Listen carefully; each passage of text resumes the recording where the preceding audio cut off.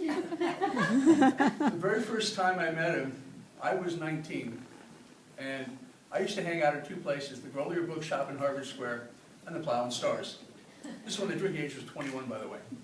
I had a beard and a long ponytail, and it looked like I was old, and they didn't ask anyway. I just remember going in there one day. I love poetry, and I love the whole idea of publishing.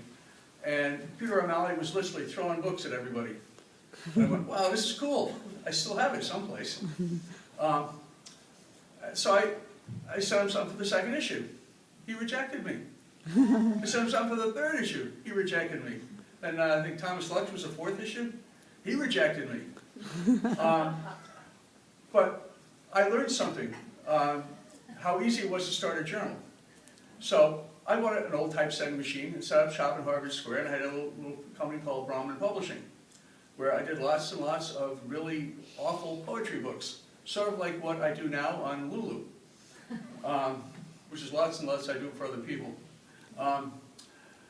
Anyway, the reason I'm here is because, again, I had another, I had a 20-year, 30-year hiatus, I guess, and I got together with another group of writers. I've been writing nonstop. I just stopped doing it in terms of local. I wrote textbooks and stuff like that.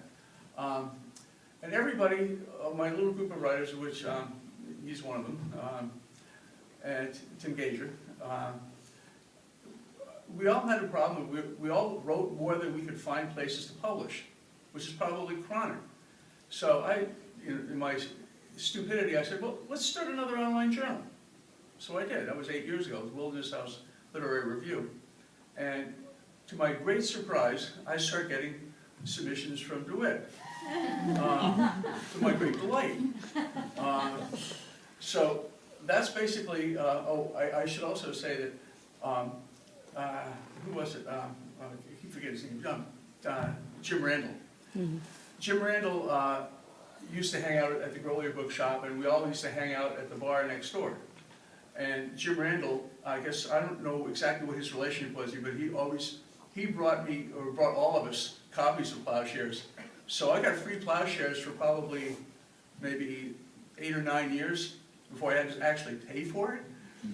Then I moved to Belmont and discovered that I had a family, young kids and stuff, and before we got a washing machine, I used to have to walk about 3 blocks to a little laundromat. And I discovered they had an office right there. And I'd walk in and say, you got any free issues? Whoever was in it, oh, sure. So for another two, maybe 3 years, I got free issues again.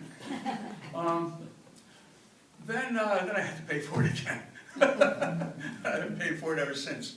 But anyway, that said, I should also say how I got here and why I'm completely unprepared for this, although I'm pretty good at winging it.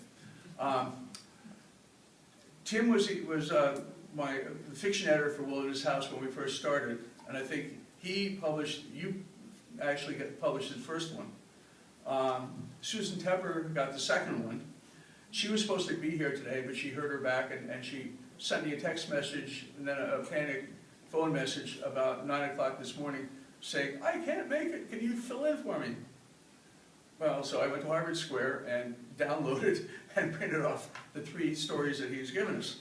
And I'm terrible at reading, I apologize. The one I would love to read is On Golf, but that's way too long. So the one I'm going to read is, I think it's the first one, it's What If?